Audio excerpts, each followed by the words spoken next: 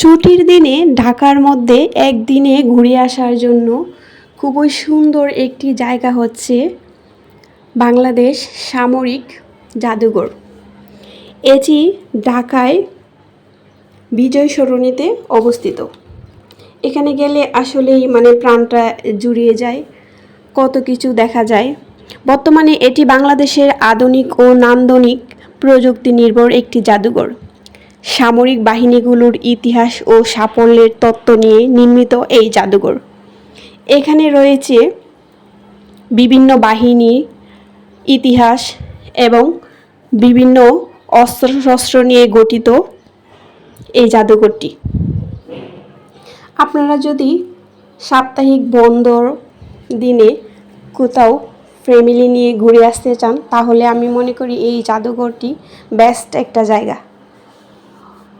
তো এখানে যাওয়ার আগে অবশ্যই একটা কথা মনে রাখবেন, সাপ্তাহিক বন্ধের দিন হচ্ছে বুধবার। বুধবারে কিন্তু এই জাদুঘরটি বন্ধ থাকে। এর প্রত্যেকটা তালায় আলাদা আলাদাভাবে সাজানো হয়েছে।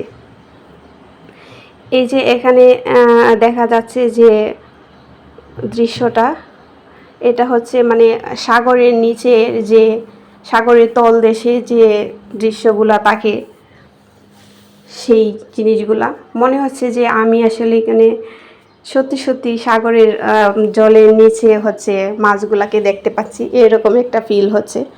আপনারা হচ্ছে ছুটির দিনে এখান থেকে ঘুরে আসবেন, অনেক বেশি ভালো লাগে। বাচ্চারা অনেক বেশি মজা পায়। এই সামরিক জাদুঘরের প্রত্যেকটা তালায় এত সুন্দর করে সাজানো যে নিজের চোখে না দেখলে বিশ্বাস করবেন না। আমার তো এই ফ্লোরটা অনেক বেশি ভালো লেগেছিল। এই যে আমার মেয়ে জেলিফিশ ধরতে চাইছিল, তার কাছে আসলে এটা মনে হচ্ছিল যে জীবন্ত, সেই জন্য হচ্ছে সে অনেক লাফালাফি করতেছিল, অনেক ছোটাছুটি করতেছিল এগুলো ধরার জন্য।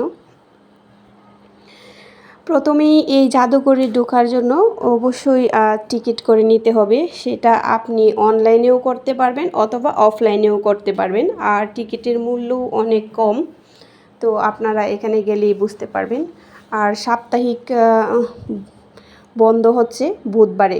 অবশ্যই আপনারা যারা যেতে চান বুধবারে যাবেন না, কারণ বুধবারে কিন্তু এই জাদুঘরটি বন্ধ থাকে। আমি আবারও বলে দিচ্ছি, এই যে দেখেন একটা তিমি মাছ কী করে ছুটে আসছে, আসলেই জীবন্ত মনে হচ্ছে।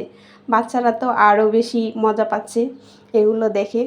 সত্যি সাগরের তলদেশ যে কীরকম হয় সেটা হচ্ছে এই জাদুঘরে গেলে বোঝা যায়।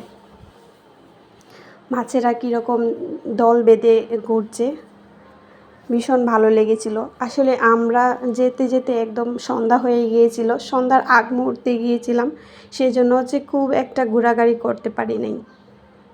তো এখানে হচ্ছে নৌবাহিনীদের যে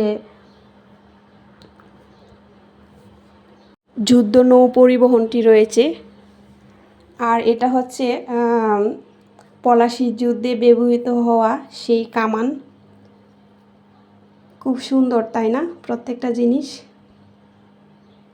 এই যে এখানে হচ্ছে আমাদের ইতিহাসের প্রত্যেকটা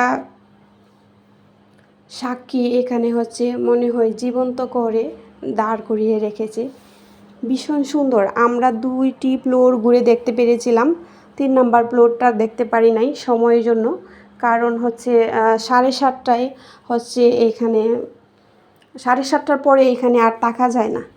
সেই জন্য হচ্ছে আমরা তাড়াহুড়া করে একটি ফ্লোর বাদ রেখেই চলে এসেছিলাম, দেখা হয় নাই তাড়াহুড়া করে। এই যে সব কিছু ঘুরে ঘুরে দেখছিলাম।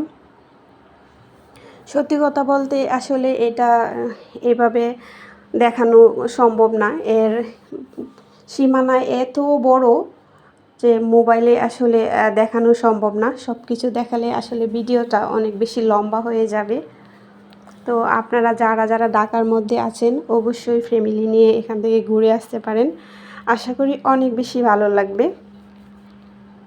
তো আমার ভিডিওটা যদি ভালো লেগে থাকে তো অবশ্যই আপনারা লাইক কমেন্ট করে পাশে থাকবেন, আর সবাই ভালো থাকবেন। সবার জন্য অনেক অনেক দোয়া রইল। আল্লাহ হাফেজ।